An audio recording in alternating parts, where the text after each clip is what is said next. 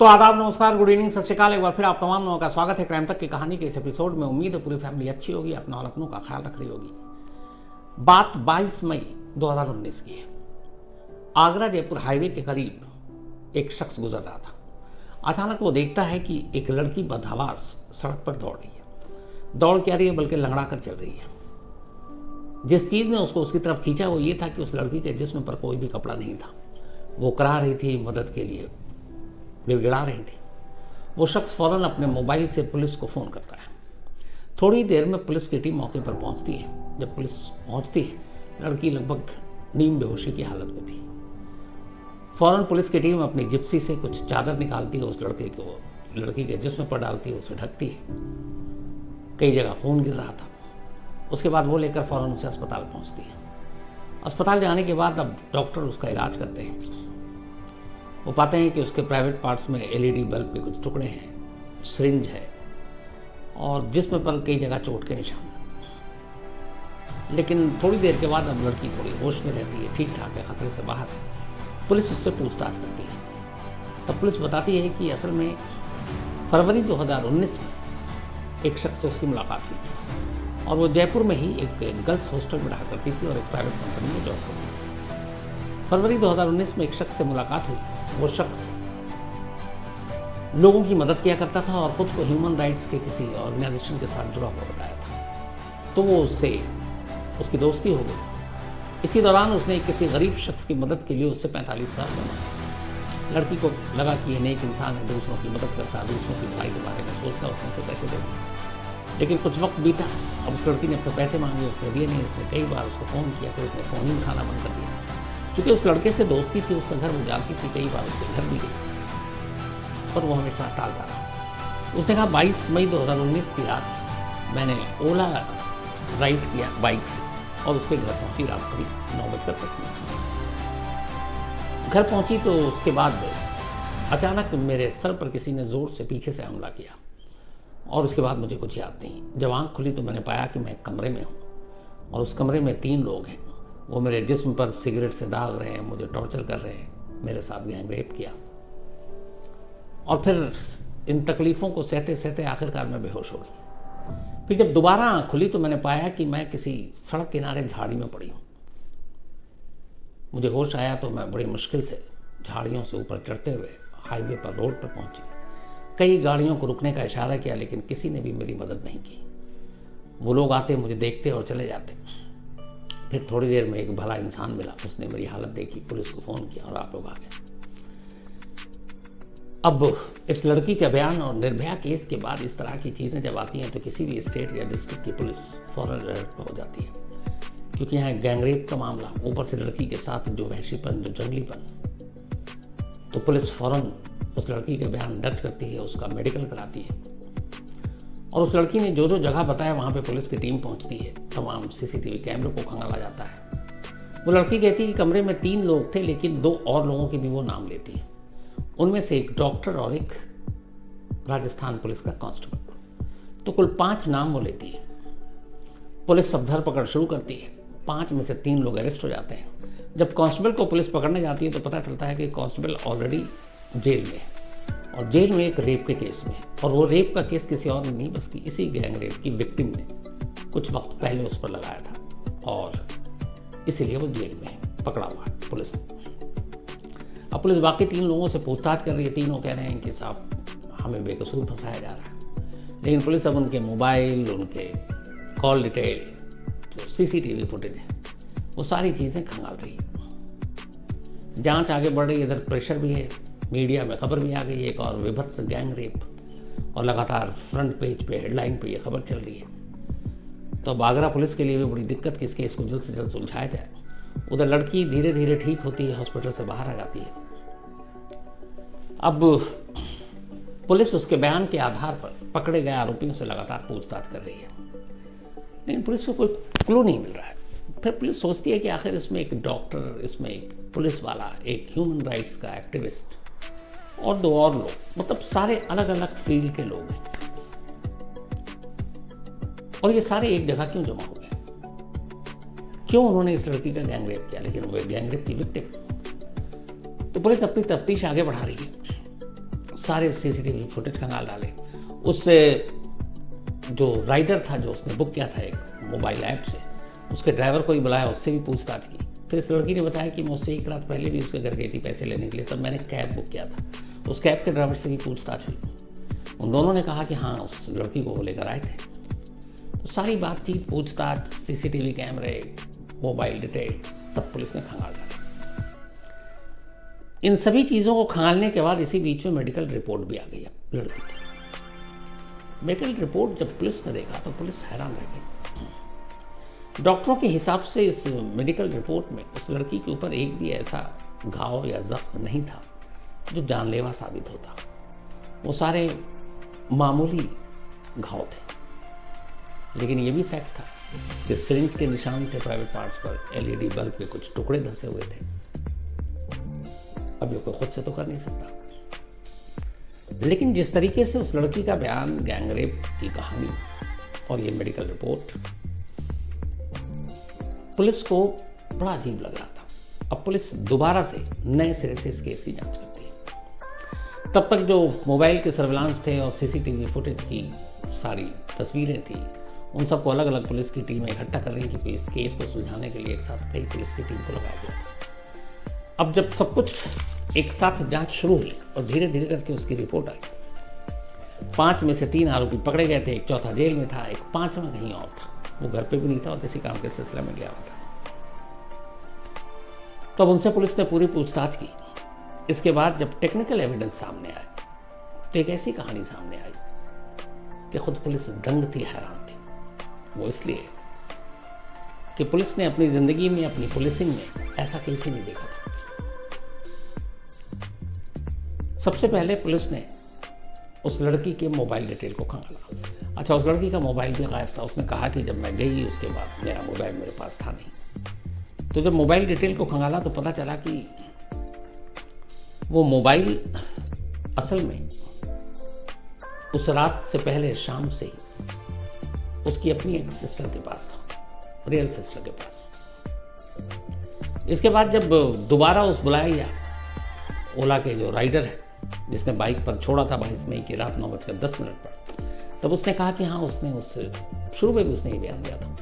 उसने कहा कि मैंने घर से उठाया था मैडम को उनके गर्ल्स हॉस्टल से, और मैंने इसी जगह लाकर उतारा जो ह्यूमन राइट एक्टिविस्ट का घर था, जिससे 45,000 रुपये लेने थे। तो उसने बोला बिल्कुल मैंने यही उतारा था। लेकिन जब उसको दोबारा बुलाया गया और पूछा गया कि अच्छा इसके अलावा कुछ खास चीज़ हुई, तो उसने कहा हाँ, हुआ ये कि जब मैं चली, मतलब वो मैडम, तो फिर रास्ते में उन्होंने कई बार इधर उधर घुमाया और कहा कि मैं शायद एड्रेस भूल रही हूँ। और फिर मैं भी थोड़ा गुस्सा में होने लगा कि मैडम सही एड्रेस बता दो, कहाँ भटकूंगा, पेट्रोल खर्च हो रहा है।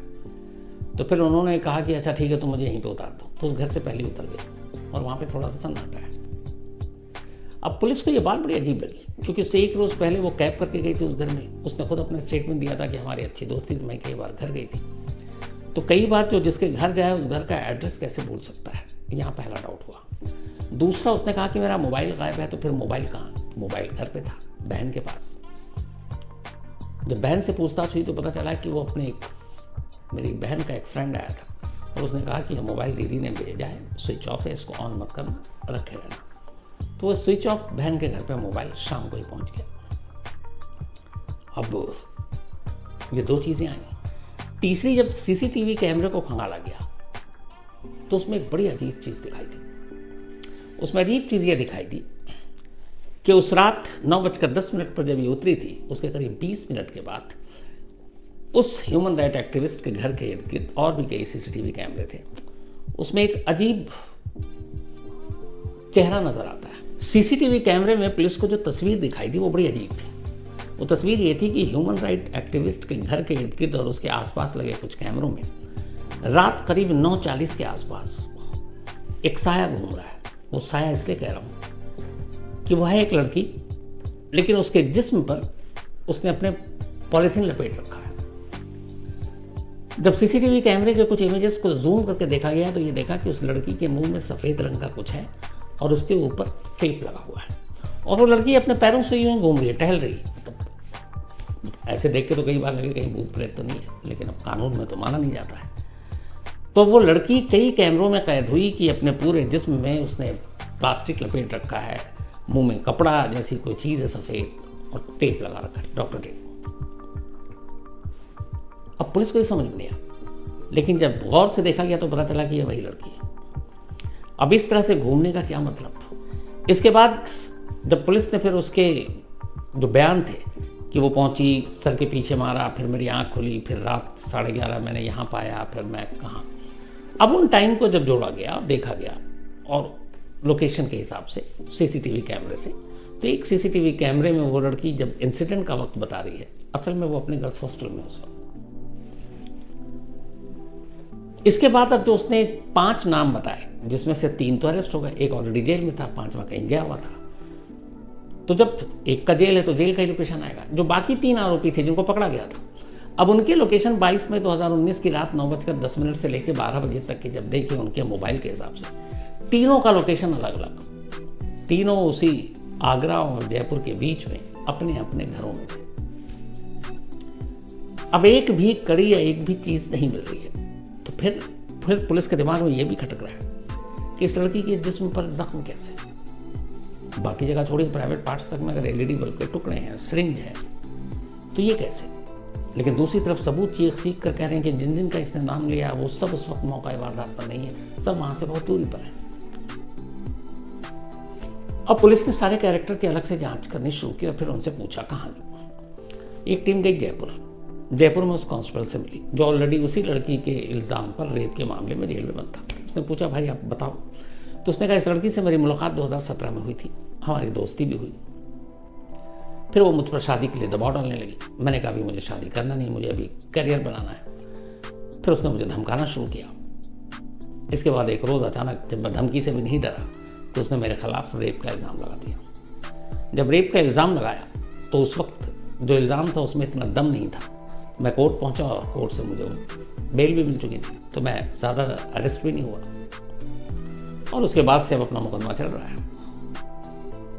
और अब जब उसने ये लगाया तब तो मैं ऑलरेडी जेल में हूँ। अच्छा, हालांकि लड़की ने यह भी कहा था कि कांस्टेबल उस वक्त वहाँ नहीं था, 3 लोगों का था, लेकिन उसका ये था कि इन तीनों ने कांस्टेबल के इशारे पर ही उसके साथ गैंगरेप किया।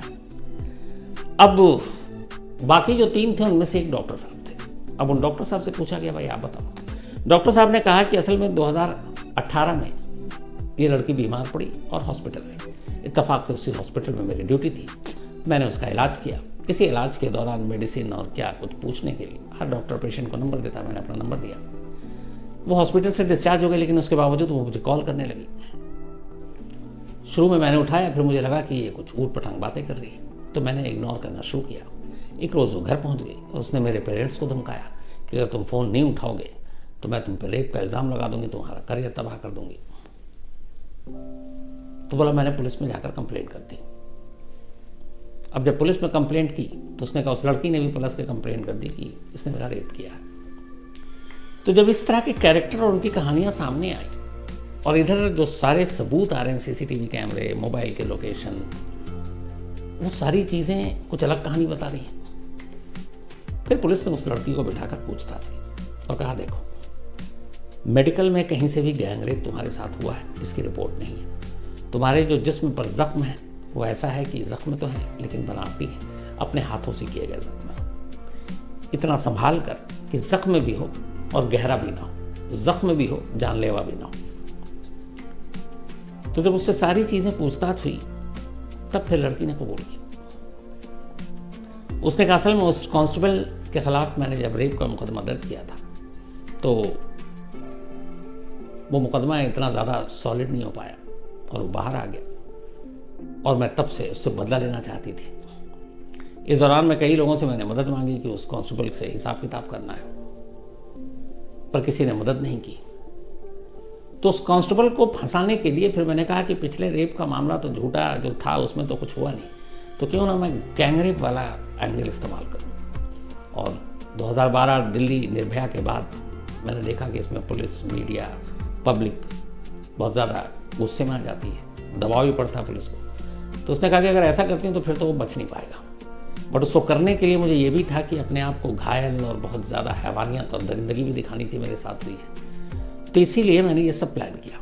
मैं 3 दिन तक गई, घर के बाहर रैकी की और ये जो मुझे मिला ह्यूमन राइट एक्टिविस्ट, इसने कोई पैसे वैसे मुझसे नहीं लिए थे, लेकिन उसके ज़रिए मुझे कांस्टेबल तक पहुंचना था और उसके ज़रिए डॉक्टर तक पहुंचना था। और उसमें से एक बंदा और ऐसा था, पुलिस ने कहा उससे तुम्हारा क्या लेना देना। उसने कहा मुझे डाउट था कि ये कांस्टेबल तक मेरी बातें पहुंचाता है, इसलिए मैंने उसका भी नाम डाल दिया। तो उसने कुल 5 नाम डाले। फिर उसने कहा कि मैंने बाइक बुक की, घर तक गई, उसके घर के बाहर घूमी, सिर्फ इसलिए ताकि वो ओला का जो बाइक वाला है वो गवाही दे सके कि मैं गर्ल्स हॉस्टल से यहाँ तक आई थी। तो वो लोकेशन कंफर्म करने के लिए मैं यहाँ तक आई। मोबाइल के मेरे लोकेशन से पता चल जाता कि मैं इस घर के बाद कहाँ गई हूँ, तो मैं पकड़ी जाती, इसलिए मैंने मोबाइल स्विच ऑफ करके अपने एक फ्रेंड को देकर अपनी बहन के पास भेज दिया, क्योंकि आजकल मोबाइल से लोकेशन पता चलता है। फिर उसने कहा मैंने 2-3 चक्कर काटे, टाइम पास किया। अच्छा, बाइक के साथ, बाइक को तो वहाँ उतार दिया, अब क्योंकि आगे जाना था तो फिर पकड़ी जाती।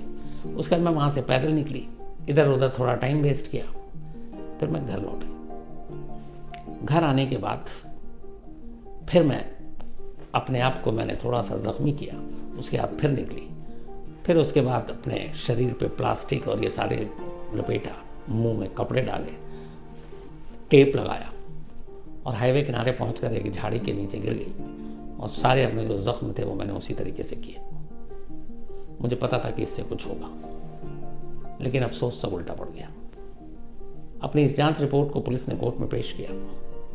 कोर्ट ने एक-एक कर सबको बरी कर दिया, जमानत देकर के आ गया और जांच कर लो ताकि कोई कोताही न रह जाए। उधर जो जयपुर में कांस्टेबल एक साथ रेप और गैंग रेप के इल्ज़ाम में अंदर था, उसे भी जमानत मिल गई और कहा गया कि फाइनल क्लोजर रिपोर्ट पुलिस दाखिल करे। बाद में जयपुर पुलिस ने, बल्कि आगरा पुलिस ने क्लोजर रिपोर्ट दाखिल की। 5 के 5 जो गैंग रेप के आरोपी थे वो सब बरी हुए, उनके ऊपर झूठे इल्ज़ाम थे। बट अफसोस की बात यह है कि इस लड़की का ज़्यादा कुछ नहीं हुआ, ये आज भी आज़ाद है। इस देश में ऐसे बहुत सारे केस होते हैं, इसमें कोई शक नहीं, रेप और गैंग रेप हमारे देश में बहुत है। लेकिन एक दूसरा पहलू ये भी है कि ऐसे केसेस भी बहुत हैं जिसमें झूठे रेप और गैंग रेप के केसेस दर्ज कराए जाते हैं और सामने वाला अपने आप को बेगुनाह साबित करने के लिए अदालतों के चक्कर ही काटता रहता है। उन्हीं में से एक कहानी ये थी। लेकिन ये कहानी डिफरेंट इसलिए थी क्योंकि पुलिस को भी अंदाज़ा नहीं था कि किसी को फंसाने के लिए कोई इस हद तक जा सकता है कि अपने आप को भी जख्मी कर ले। तो ये थी आज की कहानी।